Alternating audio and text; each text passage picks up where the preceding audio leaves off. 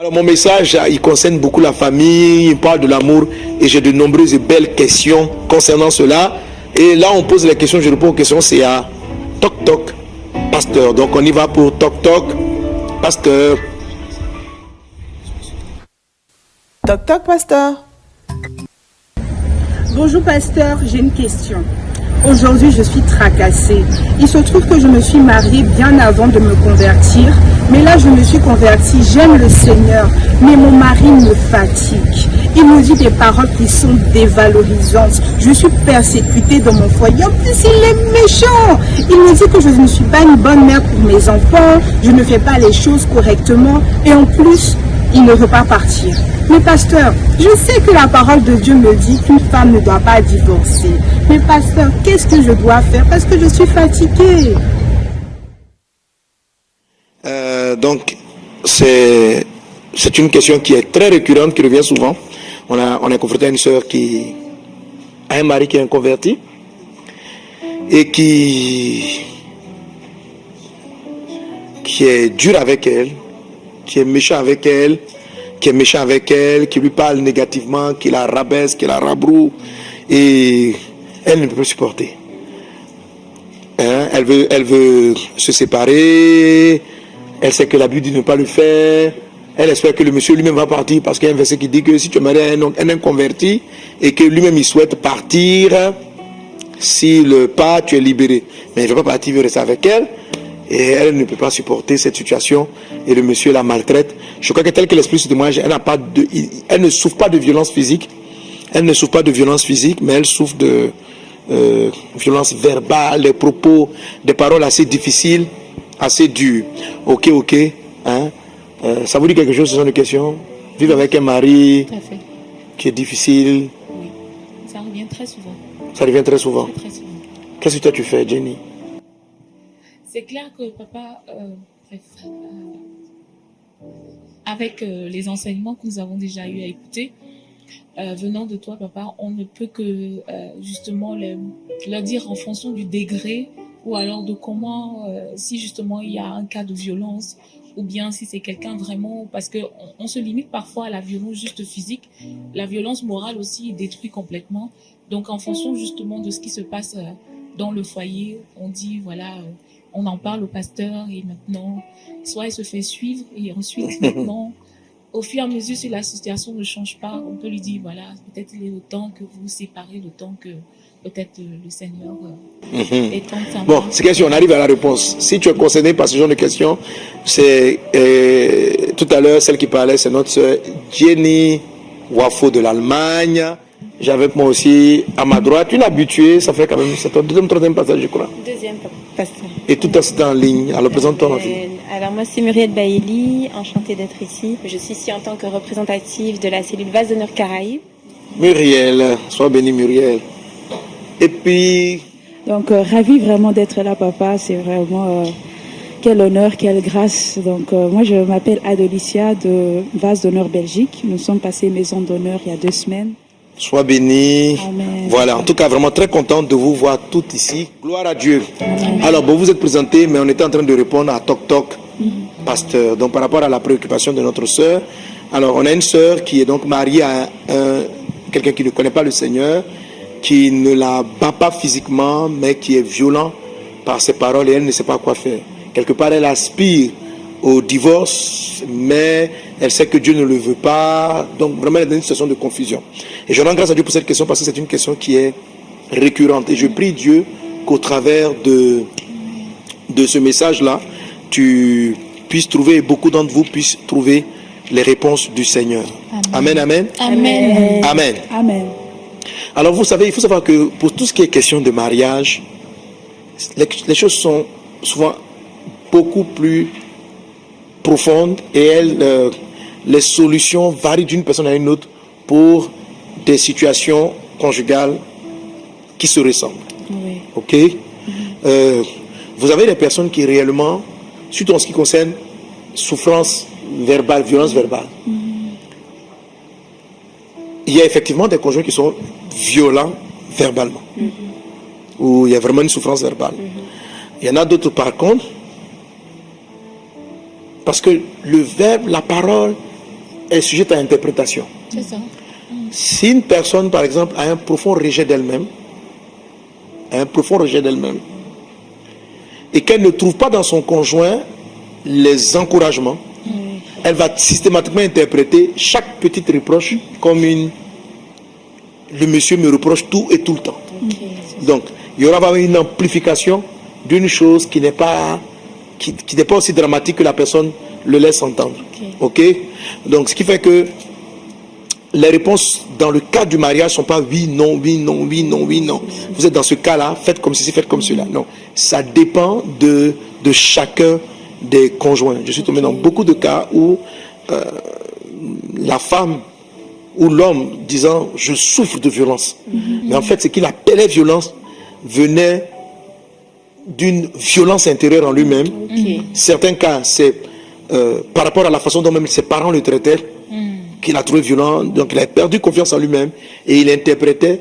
Moi j'ai un cas par exemple où c'est plutôt l'homme qui trouve que la femme fait subir vraiment des violences constantes, des violences chroniques. Donc en règle générale ma réponse va aller pour essayer d'être dans une situation médiane et je prie que le Saint-Esprit puisse t'aider réellement à saisir cela. Alors lorsqu'on aborde les questions relatives à la vie conjugale déjà avec un inconverti, un des textes de base, c'est celui de l'apôtre Paul. Donc on va aller dans le livre des Corinthiens. 1 Corinthiens chapitre 7.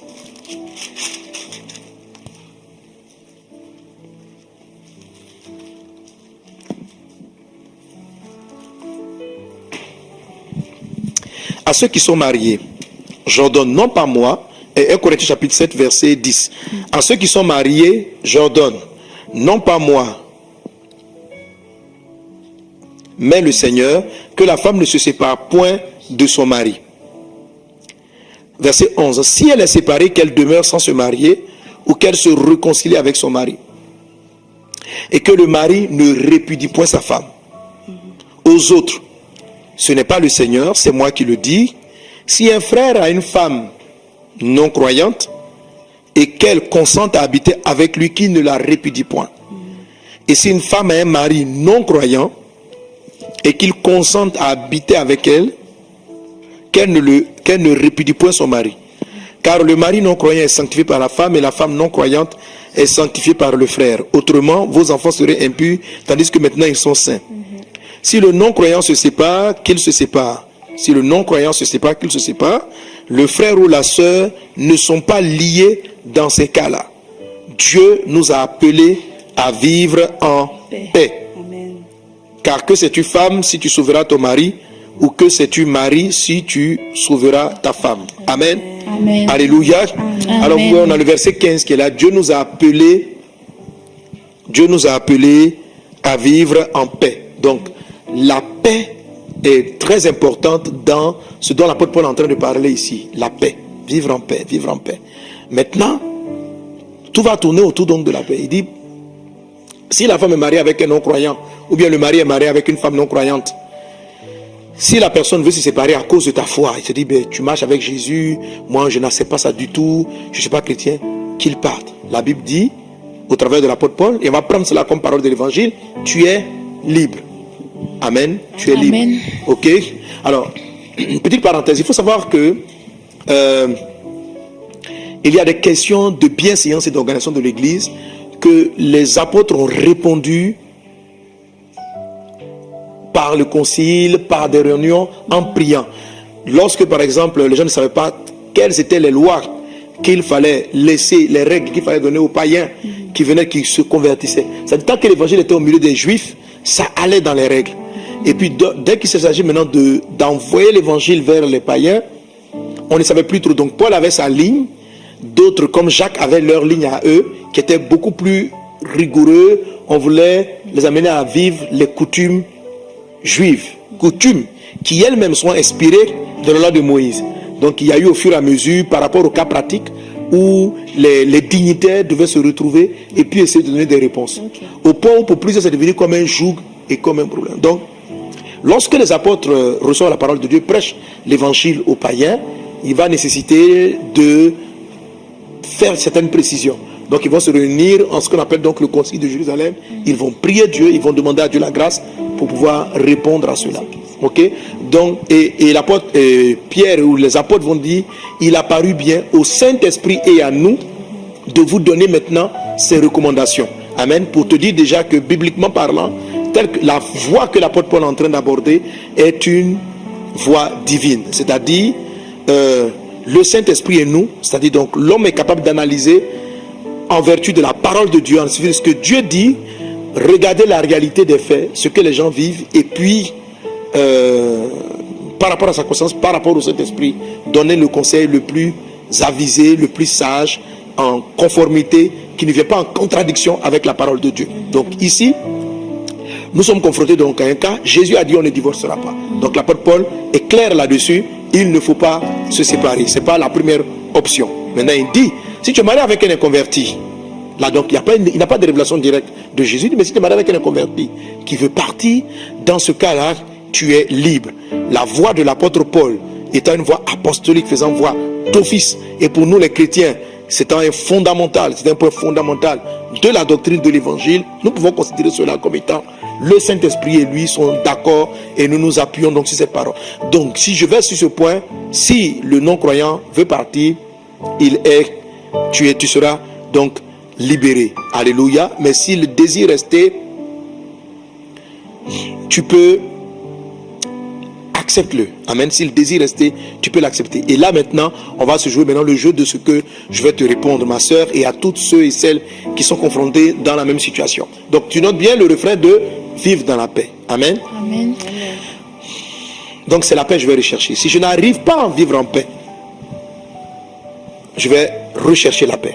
Prier Dieu pour que le Seigneur accorde la paix à mon foyer. Accorde la paix à mon foyer. Amen. Et un des points que j'aborderai tout à l'heure dans le message va te répondre. Accorde la paix dans mon foyer. Si tu pries régulièrement pour avoir la paix de Dieu dans ta maison, Dieu sera capable de te révéler la source profonde du trouble. Vous voyez, souvent le trouble n'a pas l'origine qu'on pense qu'il a. Ce n'est pas toujours l'autre conjoint qui a forcément tort. On peut nous-mêmes être la source de trouble. Si tu n'as pas résolu le problème de ta paix intérieure, même si tu changes de conjoint, même si tu divorces, tu vas retomber dans la même situation dans un autre cas de mariage. C'est pourquoi il faut avoir l'honnêteté d'aller manifester ce que j'appelle l'amour dans la profondeur, qu'on va étudier tout à l'heure, c'est-à-dire aller chercher le fond du problème. Poser la question à Dieu pour savoir le fond du problème. Pourquoi mon couple est-il troublé? Quelle est la cause réelle de cette confusion dans mon foyer? Et si tu pries Dieu, et je vais te montrer des passages, comment est-ce qu'on reçoit ces réponses pour trouver la cause profonde de la chose. D'ici que Dieu te réponde sur la cause profonde, l'apôtre Paul dit plus haut, il dit, si la femme est séparée, qu'elle demeure séparée. Amen. Mais qu'elle ne se remarie pas, n'est-ce pas? On a lu cela au verset 11. Si elle est séparée, qu'elle demeure sans se marier ou qu'elle se réconcilie avec son mari. Amen. Amen. Et que le mari ne répudie point sa femme. Donc, l'apôtre Paul dit qu'il est possible d'avoir donc une situation de séparation sans divorce. De séparation sans divorce. Si la situation est invivable, est insoutenable, il sera très difficile d'avoir la réponse de Dieu dans cette période de confusion. Il serait donc sage pour toi de faire un retrait.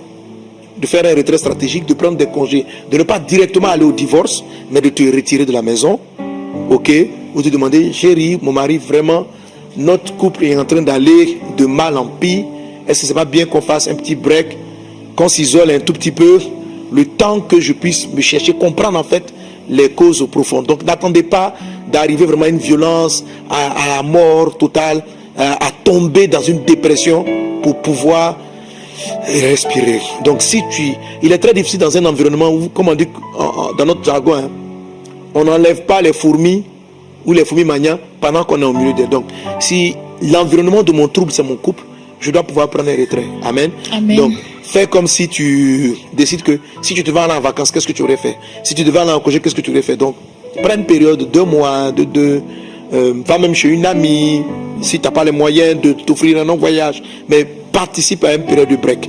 Tu fais le break, tu te retires et tu prends le temps de prier, d'être calme, de dire à Dieu, Seigneur, guéris-moi, console mon âme.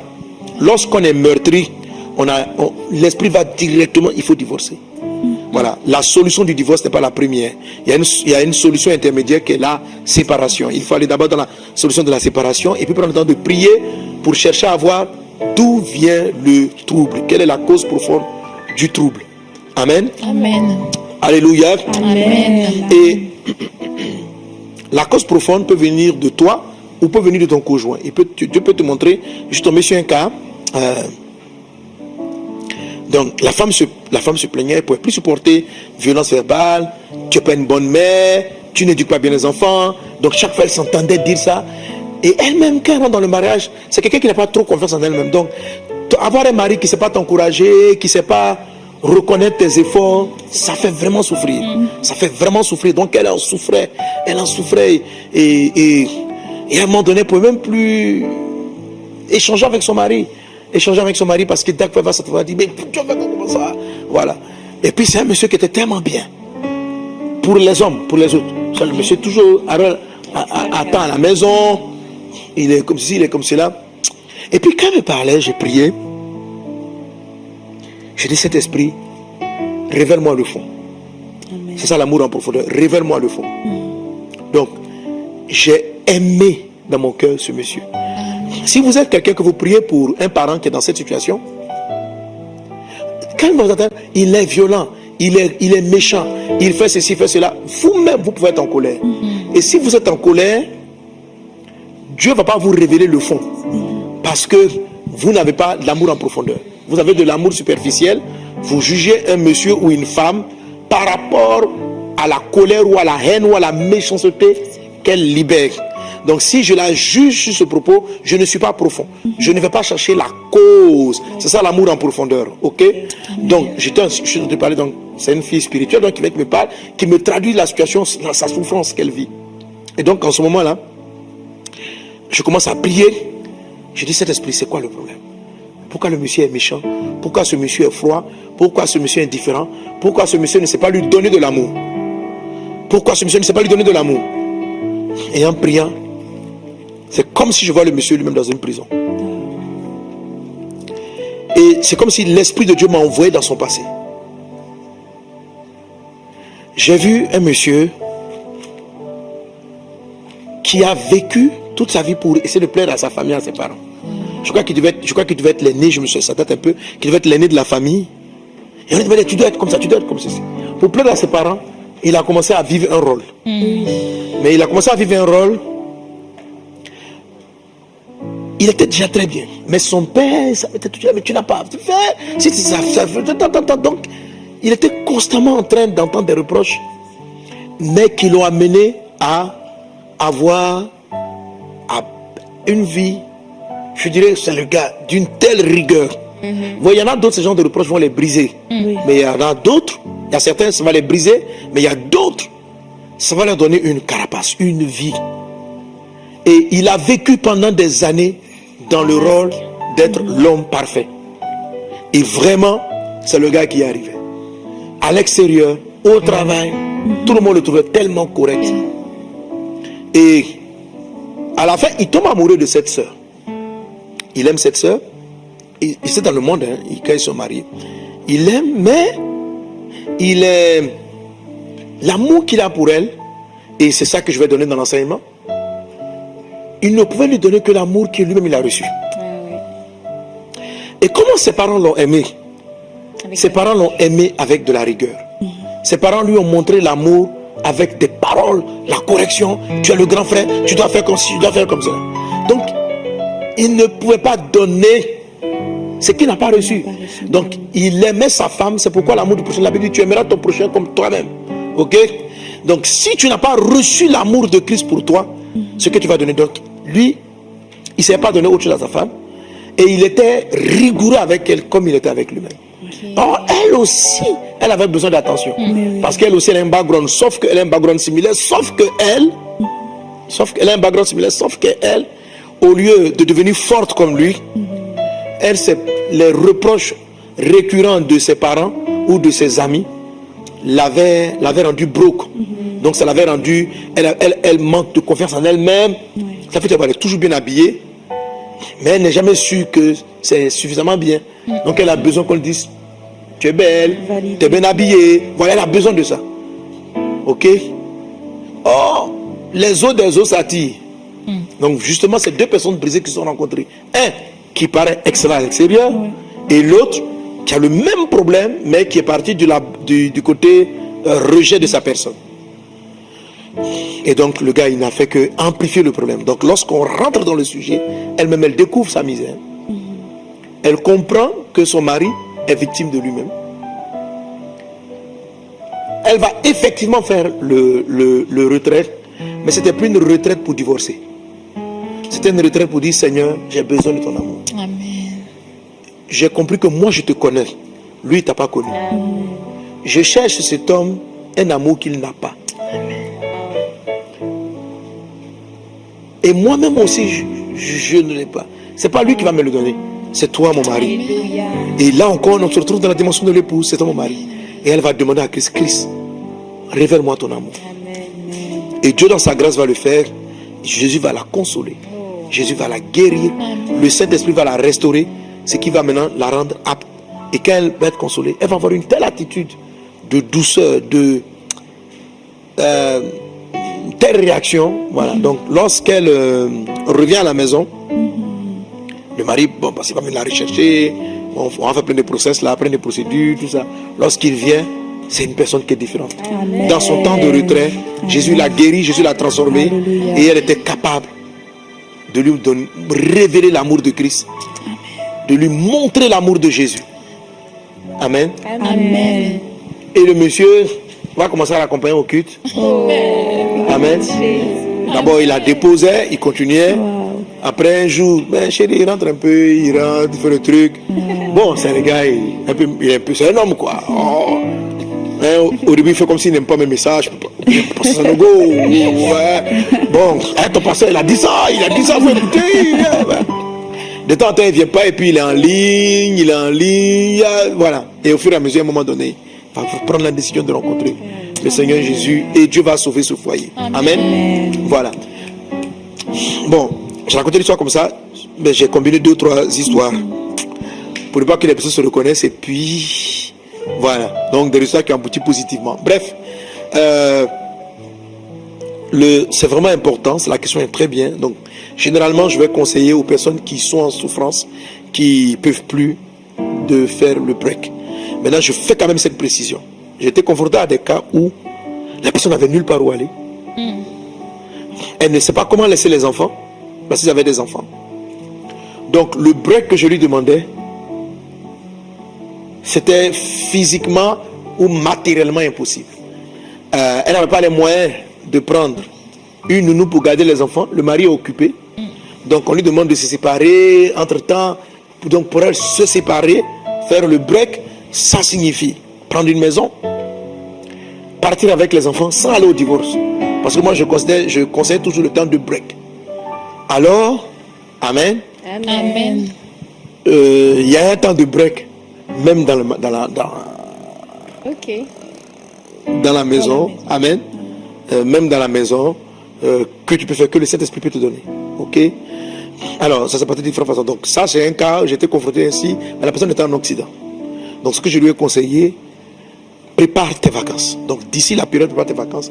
Viens en vacances. Je ne sais plus dans quel pays elle était, mais va en vacances avec tes enfants. Prépare les vacances. Tu feras ton break pendant le mois de vacances des enfants.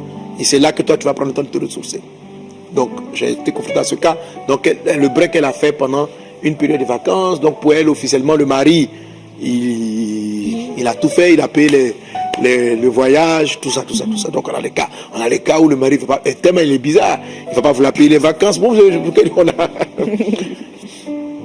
on a différents cas. On a des cas où la personne arrive à trouver le break dans la ville. Tu sais, il n'y a aucune tentation qui soit au-delà de ta force. Amen. Qui soit au-delà des forces. Dieu va pourvoir. Amen. Donc, il y a certaines qui ont, en 3 jours de retraite, sont pris 3 jours de retraite.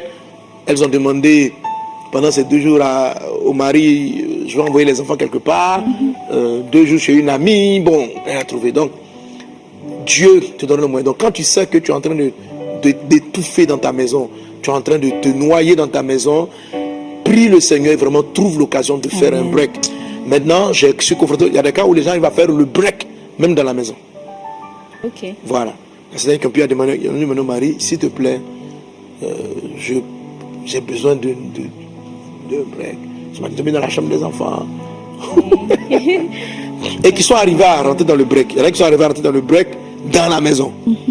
Voilà. C'est pas toujours évident, mais je prie que le Seigneur te donne le temps de trouver ce moment-là où tu vas trouver le calme de Christ. Voilà. C'est le premier élément qu'il faut trouver avant de dire divorce. Non. Il faut trouver le calme de Christ et aller chercher la face de Dieu pour savoir, mais pourquoi mon couple va mal?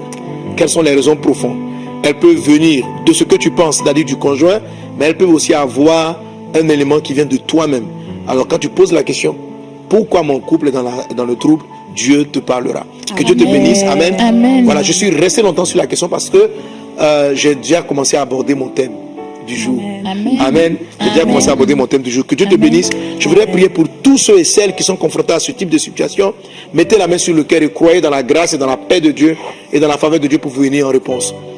Brinda la ricata rababradas lorianda bradas sere maralabros raikete rede bradas lorianda bo rede glarianda bradas soro barala glorianda babase.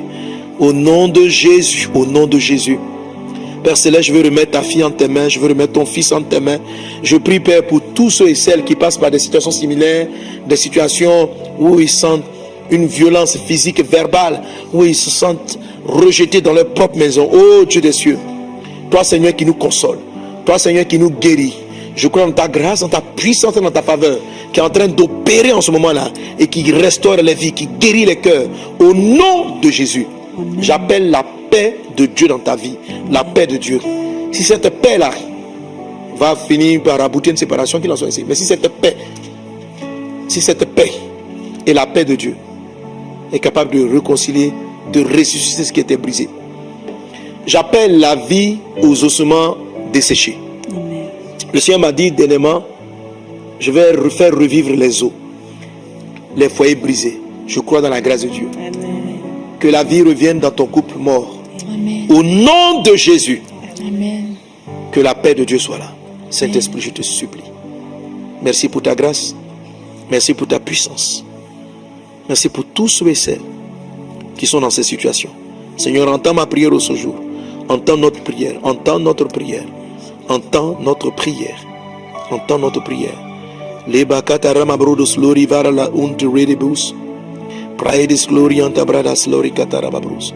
Au nom puissant de Jésus-Christ. Merci Seigneur.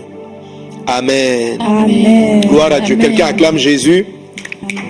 Alléluia. On bénit le Seigneur. Amen, amen, amen. Amen. Voilà, Dieu te guérit. Que dans cet enseignement, dans cette partage de la parole, tu puisses trouver la réponse que tu attendais de Dieu. Quelqu'un donne un bon amen. Amen. Amen. Amen. Tu veux trouver des réponses à tes questions, manifester plus de puissance de Dieu, vivre le miraculeux. Rendez-vous ce mardi à 12h30 GMT au Mohamed Sanogo Live avec le pasteur Mohamed Sanogo en direct sur Facebook, YouTube et Instagram. Abonne-toi, like et partage.